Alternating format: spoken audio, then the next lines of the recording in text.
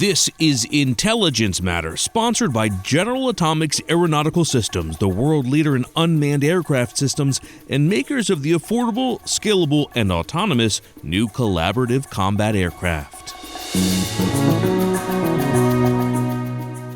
Chris Johnson is the founder and CEO of China Strategies Group, the leading consultancy on all things China. Chris has been on our show many times before, and he joins us today to talk about how China will approach the new Trump administration. We'll be right back with that discussion after a break. I'm Michael Morell, and this is Intelligence Matters.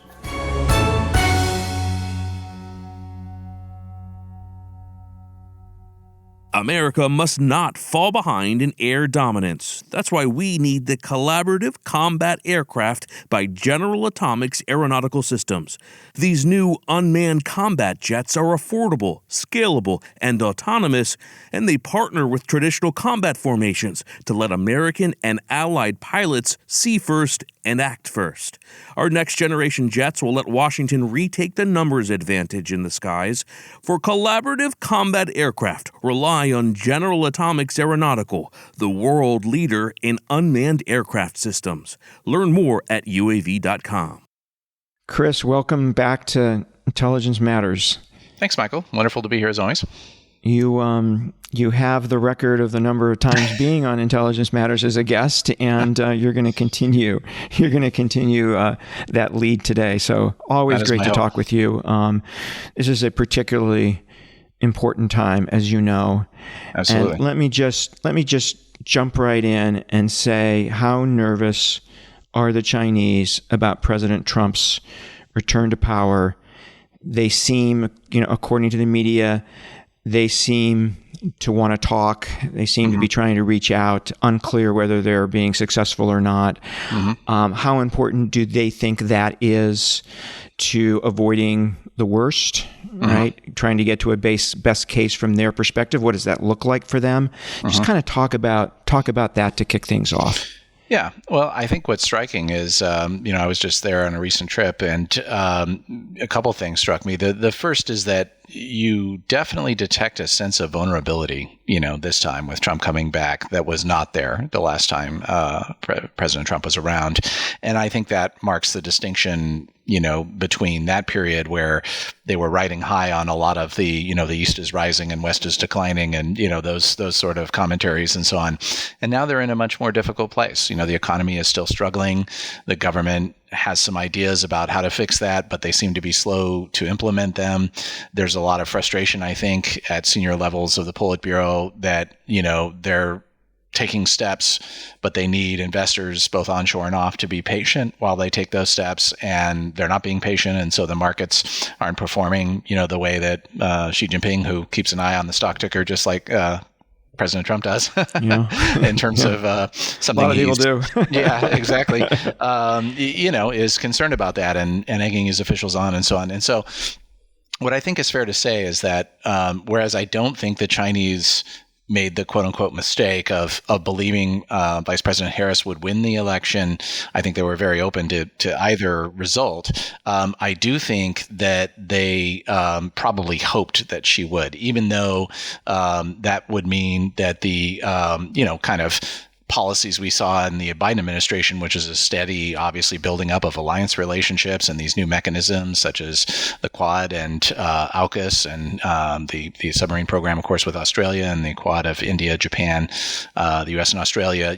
Those are things obviously that were very concerning to Chinese from a security situation, but it was predictable, right? And they kind of knew what they would face. Whereas with Trump, I think it's all very unknown. And again, they're feeling more vulnerable. That tends to set off their social stability alarms.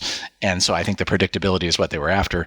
In terms of your question about, how successful or not are they being, I think there's a lot of mixed evidence out there, right? On the one hand, it seems pretty clear to me that they're struggling to connect through what I would call the front door, type of traditional channel, which would be either your current or your former foreign ministry types, reestablishing old relationships. So, for example, the longtime Chinese ambassador in Washington, D.C., who was there through the first Trump administration, Cui Tiankai, he certainly has been trying to reach out to reestablish connections to Trump's family members, such as Jared Kushner and so on, with whom he had, good relations in the first round. That does not seem to have been successful. But then on the other hand, my understanding is you have folks like incoming Commerce Secretary Lutnick telling, CEOs in New York last week, we are talking to them and we're trying to, we want a deal and we're trying to figure out a pathway for that. But the Chinese at very senior levels are telling visitors, we don't have a direct line to understanding Trump's thinking. And I think what that makes them concerned about, and should make us all concerned about, is Xi Jinping will not feel comfortable, I don't think, engaging even in a phone call until he's got a better sense of what Trump might be, A, about to do to him, and B, what he might want, in terms of finding a pathway to a deal. Yeah, President Trump invited Xi to his inauguration.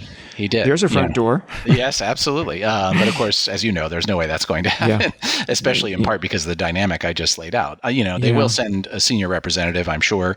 My understanding is they're thinking about the vice president, which makes total sense for them from a protocol point of view.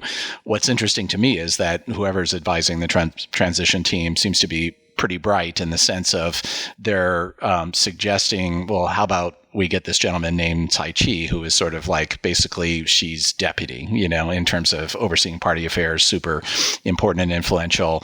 Could you guys send him? Because they understand that he matters and things like that. Yeah. So it's very interesting to see how that dynamic is going to play out. Yeah. So, Chris, if things go bad from China's perspective, if the Trump administration imposes, the significant across-the-board tariffs they're talking about, how do the Chinese respond to that? Do they look for a deal? What would that look like from their perspective, or do they respond in kind? Do they push back? They've started pushing back on some of the things the Biden administration has put into place. So, how do you expect them to react if things go down the road that President Trump says they're going to go? Yeah, and that is the multi-billion, trillion dollar question. This is why you're on the show, Chris. is how they will do it. I think what's helpful is context, and picking up on what we were just discussing about the lack of this substantive channel is that to recent visitors, including myself, they've kind of relayed this sort of 5 points they want, as they tend to do, that they would like Trump to understand. The first is, I think that they are hoping for the best, but preparing for the worst. They do want to communicate, but unlike, say, Prime Minister Trudeau from Canada, they're not going to run. They don't want to run to Mar-a-Lago. And in fact, they might like to have Trump come to Beijing early in his administration, which he may be willing to do. Third, if they, however, they are preparing for the worst and they're, stocking up their retaliatory toolkit. Fourth, though, they're reluctant to do that, in part because there's a lot of downside risk for them, and we'll get into that in a minute in terms of some of their possible retaliations. And I think fifth is basically, so let's try to figure out a pathway, to a deal. And so with that as the context, I think then, to your point, we've seen the Chinese do some unusual things. Typically when something like the most recent round of semiconductor restrictions, which I believe you're referring to, from the Biden administration, come into place, sometimes, as you know well from your time in government, it's so long before the Chinese actually, respond that we don't even know if they're actually responding to that or something else. Yeah. In this case, it was quick, right? It was quick, and it was in a very meaningful area, these critical minerals, and also this sudden anti-monopoly investigation into NVIDIA, and I mean, they seem prepared, right? They seem prepared. Pretty obvious. Yeah. And yet, when I was there, what was really striking to me was that amongst my more candid interlocutors, there was the recognition that they would say, look, over the last 4 years, we definitely have been working very hard to expand both the scope and, I guess we could say, the ambition of our coercive retaliatory toolkit, if we want to call that. But at the end of the day, we recognize that if the U.S. really comes at us with full hammer and tongs, we're in trouble, and I think that's very significant. So the type of things that you see bandied about are the usual suspects.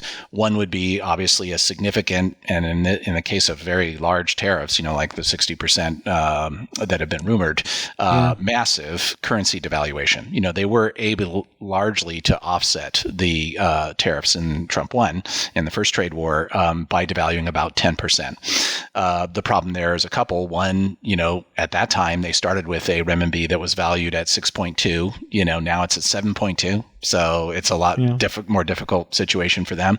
Two, they would have to depreciate by so much that the risk of capital flight and so on and so forth bothers them. Another pathway is we deal with the tariffs by helping our exporters. You either keep the UN price stable of the exports and then give subsidies to those exporters for the lost revenue, or you provide subsidies that allow them to reduce that UN price so that, it's absorbed at the border. Both of those are not good options, though, from Xi Jinping's point of view, because it balloons the debt, right? So you can see where they want to respond, but they don't necessarily, they recognize their limitations. So then that gets us into territory where they start thinking about what I would consider asymmetrical responses, and I think that includes the critical minerals. What's fascinating about that, Michael, is that for years and years and years, the regime definitely was a believer in keep the wizard behind the curtain, on that topic in terms of how dependent we all are on China for not just mining, but primarily for processing, because it's a dirty business, right, of these rare earths and critical minerals. They seem to have lost that hesitancy. And so that is interesting as they built out this export control regime. And I heard a lot when I was there about, what if we were to say, repeat what we did to the Japanese around rare earth metals in the early 2010s when we had a dispute with them and, have sort of a technical difficulties for a couple of weeks, not ship out something very important like, say, tungsten, which is hugely important for semiconductors, for example, and send the message. But what's interesting then is you get others in the system who will say, yes, but what if Trump doesn't understand our effort to be subtle and he says, oh, they're really going for it. I got to go, 3 times over the top, right? And then we're in big trouble. So you can kind of see them just very haltingly pawing their way, and yet we have this example where they acted pretty swiftly. My strong sense is that their desire is to be able to signal the Trump administration, we're just responding to Biden. This doesn't have anything to do with you. In other words, they want to be able to signal the Trump administration we're serious while saying, we're not attacking you, we're attacking Biden. He's on the way out the door. So we have a clean slate with you, kind of. I think that's their idea, which in my mind is not terribly sophisticated. Let me ask you about potentially two significant constraints to what they end up doing. One is the state of the economy, which you mentioned earlier, right? It really does constrain a lot how they respond, whether they let the dollar price increase in the U.S. and lose sales, whether they do the subsidy thing, whether they depreciate, whether they let Chinese firms decide how they're going to manage it themselves. And there's 1,000 different ways they can do this. So one is the state of the economy and how that impacts on them. And then the other is the domestic political calculus of Xi, right? And how far he can go in making it look like if he decides to cut a deal, right? He can't look like he's responding to pressure, or can he? Right. Well, so those two constraints. Yeah, no, they're both very important. I think the economy is probably the bigger constraint in the sense that it is in, much more dire straits than it was 8 years ago. And so that, I think, increases their strong desire, to come to some sort of an agreement here, so that they can avoid, further downward pressure on the economy, especially given the fact, as we were just discussing, that exports have basically been holding up the economy since the end of zero COVID, right? And now we're starting to see fundamentally them hit a bit of a downturn. I mean, I've had several contacts tell me, we've been shocked too how much wind we've had in the sails with exports, but they know that, things are going to get more difficult there. So I think that's really put them in a bind. They're also seeming to be struggling to solve for the fact that, we just can't seem to get confidence back in a better place, no matter how much, what we consider to be judicious stimulus that we do. And you get the sense sometimes, not from, economic technocrats in the system, but maybe we could call them the less economically literate members of the Politburo, that, they don't really seem to understand confidence once lost is incredibly hard to get back, right? So there's that aspect.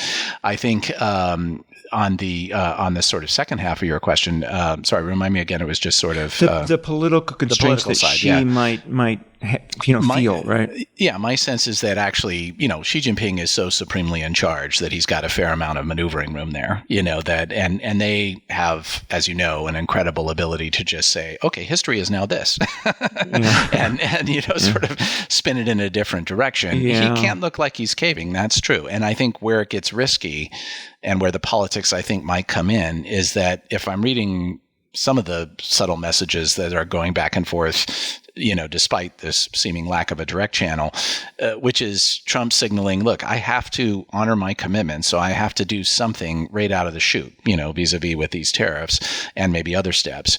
But don't worry, they'll be performative. To use Trump's language, it's a WWE punch, not a UFC punch.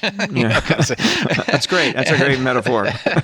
And then the question, though, if you're Xi Jinping is, and this is what the Chinese are nervous about, I think, is that, okay, but does Trump have a good understanding of what we could accept as performative? In other words, or does he not? And he does something that we can accept as performative, and Xi Jinping feels not only he must react, but he might have to react disproportionately, right? And then we're down the rabbit hole of another unraveling of the relationship. Yeah. Remind us, Chris, what led to policy in the first Trump term? What led to the ultimate deal, right? And did that deal, actually mean anything at the end of the day? Did the Chinese follow through? So what led to it, and what was the deal, and what was the aftermath?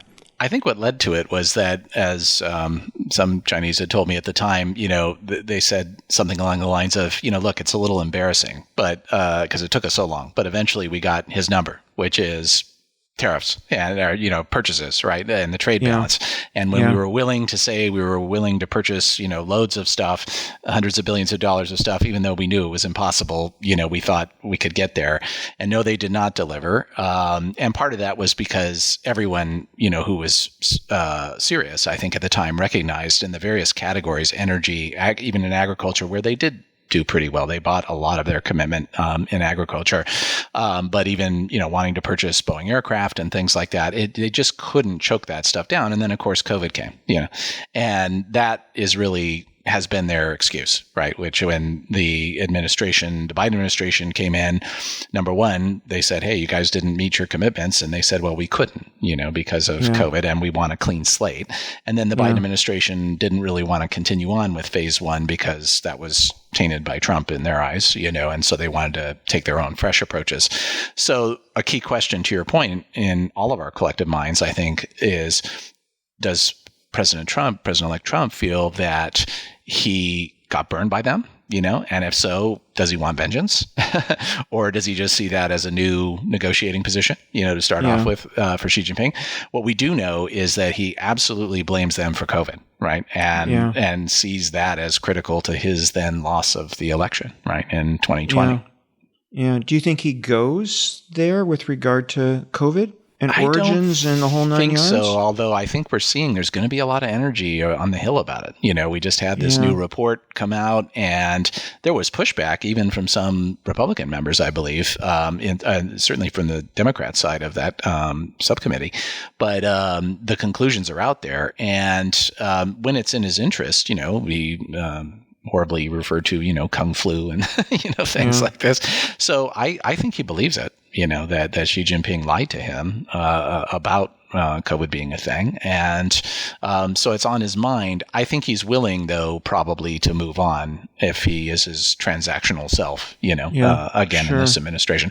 I think what's, the way to frame it maybe is, there's two possibilities here. There's vengeance Trump, and there's sort of like legacy deal-making, peacemaking Trump. My initial instinct is that Trump will be vengeance Trump domestically and legacy Trump abroad, but that remains to be seen.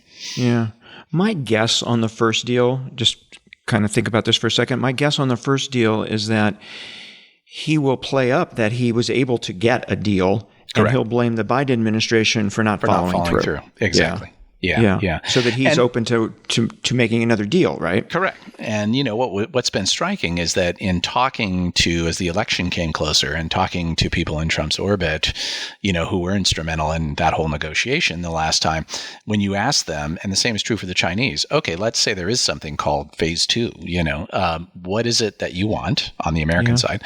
And what is it of that you think the Chinese would actually give you, and you wouldn't get very good answers. And when you talk to the Chinese about it, it's sort of like, well, we can buy stuff, and it's like, yes, you can, but let me remind you that you've spent the last 4 years, for example, completely diversifying your agricultural supply chain, soybeans from Brazil, these sort of things, because you were too vulnerable to U.S. supply in your mind. So what are you going to offer? So it's hard to kind of figure out not only that, and I think this is why the Chinese probably are particularly pleased that it looks like, at least in a formal capacity, Robert Lighthizer, the U.S. trade representative in Trump 1, has been sort of frozen out, because there was a very strong view when I was in China, not this last time, but the previous time, that Lighthizer had convinced Trump, look, purchases was the wrong way to go. What we want is structural change. We use the tariffs and so on to deal with overcapacity, and those sort of issues. Yeah, for sure.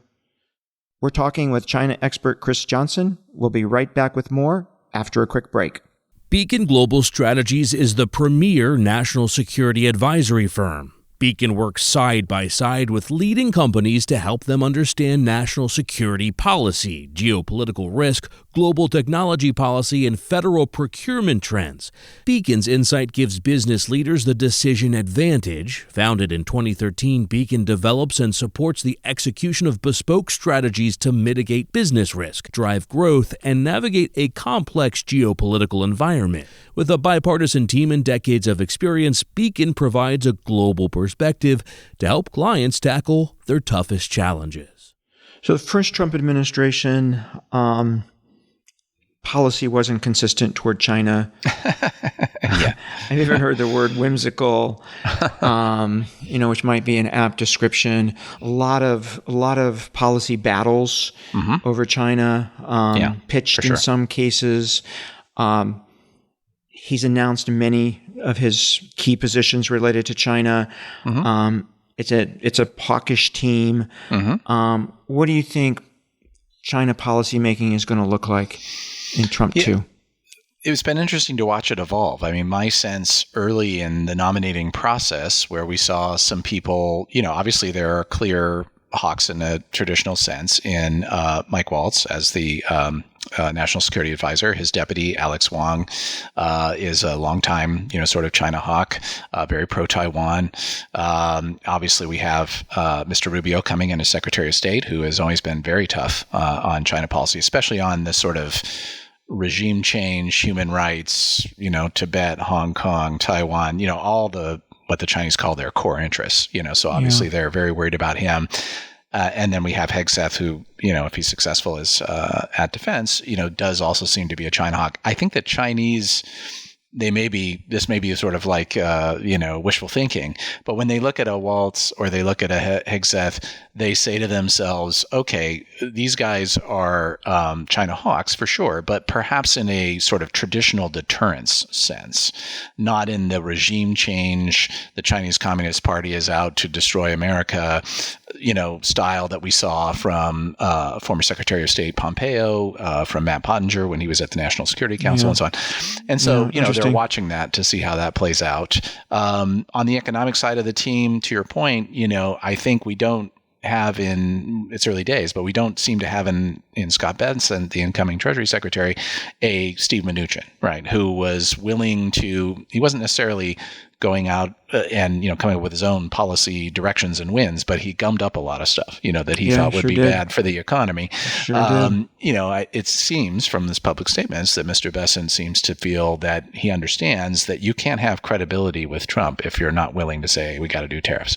So then it's about, are they going to be calibrated and, those sort of things. And then obviously we're still working, especially in the Commerce Department, which has huge implications for export controls and, those sort of things, to see, we have no deputy. security. We have no head of the undersecretary, that will oversee the Bureau of Industry and Security, which is huge in terms of entity listings and, the whole tech war with China, AI war with China. Those are going to be critical posts. And, my understanding is that's going a bit slowly. Yeah. It's been a long time since we've had a Treasury Secretary who publicly endorses tariffs. Indeed. It'd be interesting to go back and see who the last one was. Yeah. So on the security issues you talked about, so we've talked almost entirely about economic issues, right? Mm-hmm. The deficit, what they buy, how they buy it, all of those issues. The security issues are huge. Taiwan, Massive. South China Sea. How do you think the Chinese are thinking about how the Trump administration is going to come at that? Yeah. And I'm wondering, Chris, if they see a potential big deal here. Mm-hmm. Right? We'll give on economic issues. Right. You pay less attention to our core security interests. I think that's what they would like to see, and what's interesting is when you have conversations with them, sort of framing out what a deal could be, what has been interesting, at least so far, is that they'll say, well, yes, we'll invest in America and we'll buy more things and so on, but we won't help you on Ukraine, right?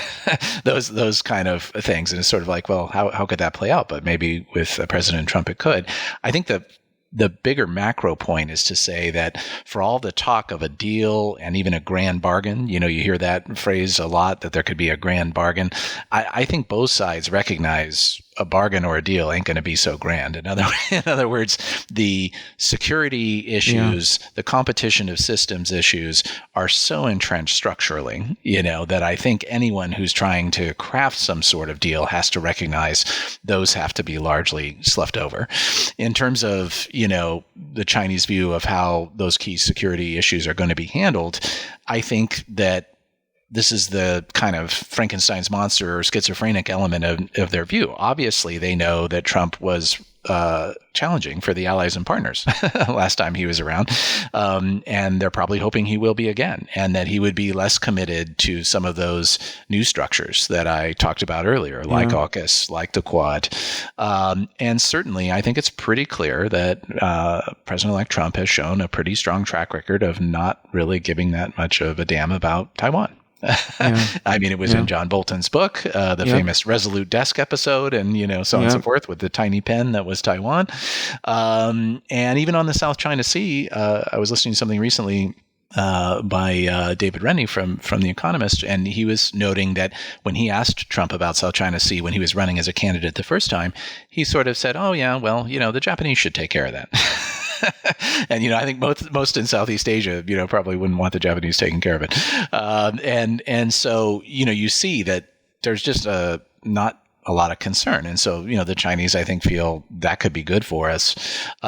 What they worry about, though, is a repeat of what happened in their judgment in the first Trump administration, which it was all sort of going well, and they had the phase 1 trade agreement and so on.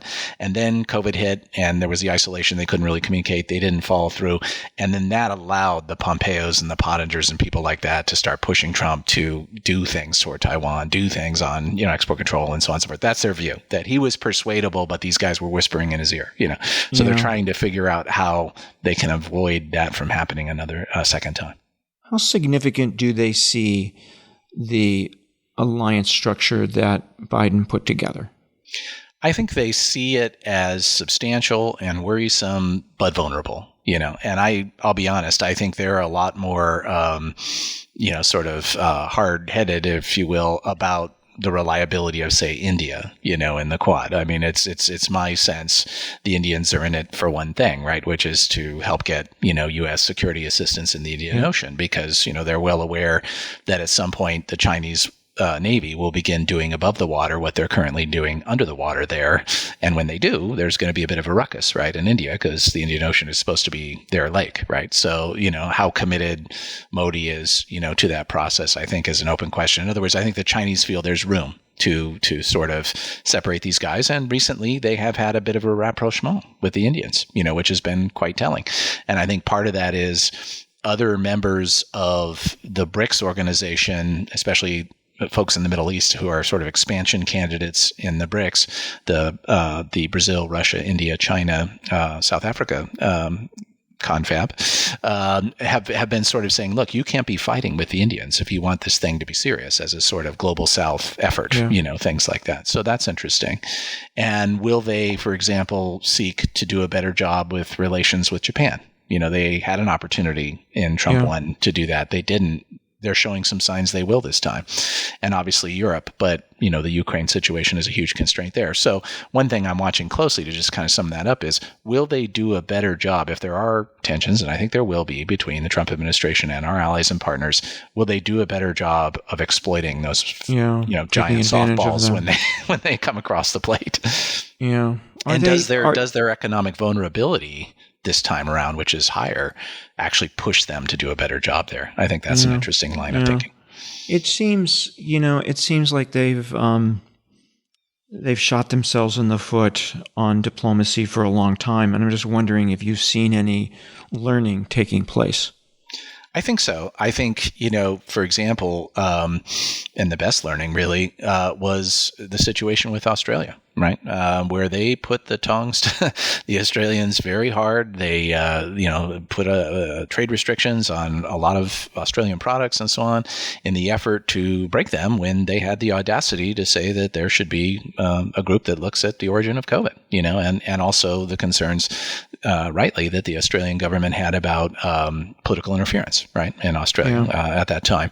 And they didn't break them. And I think the Chinese now admit that they blew that. They thought, Australia, it's a middle power. We can definitely bully these guys like we have many other middle powers. They've done a fairly good job of that with South Korea in various cases, for example. And when the Australians didn't break, I think there was something in the system that went, I guess this coercive toolkit of ours doesn't always work, And I think with Japan coming back to Tokyo, I think there's a recognition as well that the whole mess over the Fukushima, nuclear water discharge and the cutting off of seafood imports and all that, it didn't really work. And so you basically saw the Chinese say, okay, I guess we have to call that off. So I think there are some learnings there. Where the problems are, Michael, I think are, areas where there could be just huge opportunities for the Chinese. I still think there's lots of opportunity for them with Europe. They could have come to agreement, for example, on a price-taking agreement for Chinese EVs, going in to avoid those tariffs. They didn't get that done, and instead they expanded the list of agricultural investigations they're doing that really hurt the Frances, the countries that were most behind those EV tariffs. So those are mistakes, and it doesn't seem to me they've had a lot of learnings there. Yeah. I'm going to step back for a second, Chris, and ask how the Chinese think of where the U.S. is going relative, right? They, for a long time, have said, we're rising, they're falling. We had 4 years of Trump where, President Trump was really the first president to stand up and say, enough. Right, we're gonna have a different kind of relationship. Biden continued that. We had the CHIPS Act. We had all the alliance building. Trump's back again. Do they still think that they're rising? Has all of that reinforced the judgment that they're rising relative to us, or has it put a little bit of a dent in it? How do you think about that? Yeah, I think it's put a dent in it. I think it's, in this sense, I think they've thought, with some reflection, maybe we should have done a better job with our inside voice on some of these things, and not been so vocal, right, about the East is rising, the West is, because it's provoked an immune response, right? And so I think there's some awareness with that. I think Xi Jinping fundamentally believes that we are in a contest of systems, no question, and that Marxism is going to triumph. He is a Marxist, and I think he believes that fundamentally. I think he believes that their system can better handle hardship, than ours, and that he has set them on the right path. And I think they look at things like, semiconductors, right, which is an area where they're struggling, but they are making slow but steady progress, and they're sort of having some wins and saying they have tried very hard to prevent us from getting these things, and yet we are still managing. We're obviously in deep trouble, and we're struggling, but we are having some wins in that direction, and maybe that's good enough. So in other words, I think it's transmuted from hey, we're awesome and the Western system is terrible, to sort of we will survive their onslaught. It's kind of a different attitude. It's more defensive perhaps than offensive, if you want to look at it that way. Yeah. Maybe we could just take just a moment and talk about domestic politics in China. Sure. Corruption cases, seem to be popping up with regularity. Never a dull moment. she came into office, right, with a determination that he was going to end corruption because he saw it as a threat to the Communist Party. Where are we on corruption? How do you think about it, right? Is it as bad as it was? Is it is it embedded in the system? How do you think about corruption in China? Well, I think we're learning that it's always been endemic. I think that's the first piece to understand. And part of that is because of the nature of the system, right? Where you have a situation where in the past, especially in the bad old days of the 90s and aughts, right, before Xi Jinping arrived, you had party secretaries of a city like Shanghai, right, overseeing trillions and trillion-dollar economy, right, and they're being paid nothing, so graft became an issue. It was in Xi Jinping's view, it was a side effect of an overly collective leadership, right? Wherein no one was really taking charge, and the general agreement was, okay, everyone. It was kind of like, the Politburo Standing Committee had 9 members at that time. It was sort of like the 9 families of Beijing, like the 5 families of New York. Everybody had turf. They had their own part of the economy. They were dominating. Those sort of things. I mean, it was really, really endemic. So I think it's fair to say that he's made progress, since then. And one side of that is evident in the fact that we haven't seen a lot of civilian leader tigers, people on the Politburo level, for example, and so on, for a good number of years now. I think 2017 was probably the last major one that went down. Certain ministers, things like that, but not those senior most leaders. In the People's Liberation Army, the military, that's different. And we've just had, obviously, the loss of 2 defense ministers in a row. Some rumblings that the third one, the newest one, is now in trouble. It's kind of like Kenny Rogers' old song, once, twice, 3 times a lady. I think it's him. And, obviously that would be exceptionally embarrassing, for the regime. But And as I think we discussed last time I was on your podcast, last summer we had the head of the nuclear deterrent and the political commissar. They were cashiered.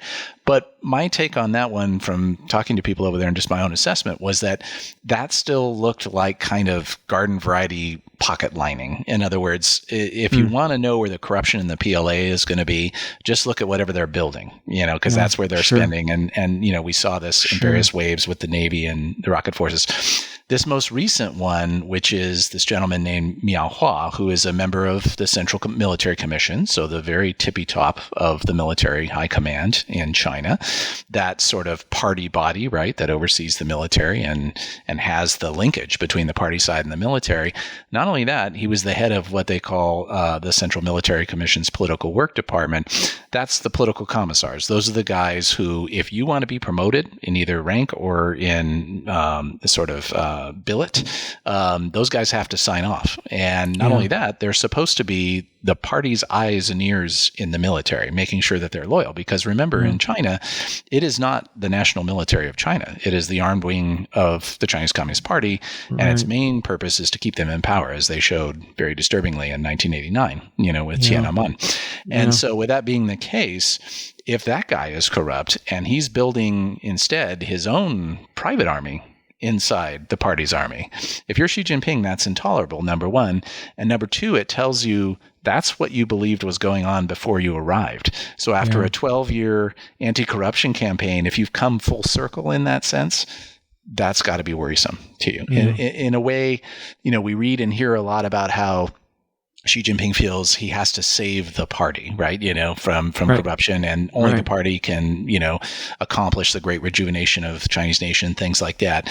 I think he feels he's got to save the PLA to save the party in that sense. So this is very serious for him. And so then does that discovery, if you will, and this is a gentleman who he himself had known for 40 years. They were at least in the same general area down in southeast China and Fujian province as Xi was coming up, and so was Miao Hua. And he, put him in place. So in other words, it wasn't that when he first arrived, it was a bunch of holdovers, right, from Jiang Zemin and previous leaders. This is somebody that he vetted and approved, and so if that's going on, can I trust any of these people? What corner of the PLA can I trust? And you have to assume, kind of coming back to the security issues that we were talking about, that affects Xi Jinping's calculus about how confident he can be, that these guys can do the mission. However, I would be very clear, and I get disturbed when we see, articles discussing these cases and so on, certain, unnamed U.S. officials who are sort of saying, well, this really dramatically reduces the likelihood that Xi Jinping would go for it on Taiwan or something like that. That's a very dangerous assumption, from my point of view. If he's backed into a corner and he feels he has to do it, he will, even if it's messy. But does it lengthen that timeline for him, barring, the U.S. doing something that makes him feel he has to do it? I think it does. Yeah. Chris, thank you so much for joining us. This has been extraordinarily helpful. My pleasure. Always fun. That was Chris Johnson. I'm Michael Morrell. Please join us next week for another episode of Intelligence Matters.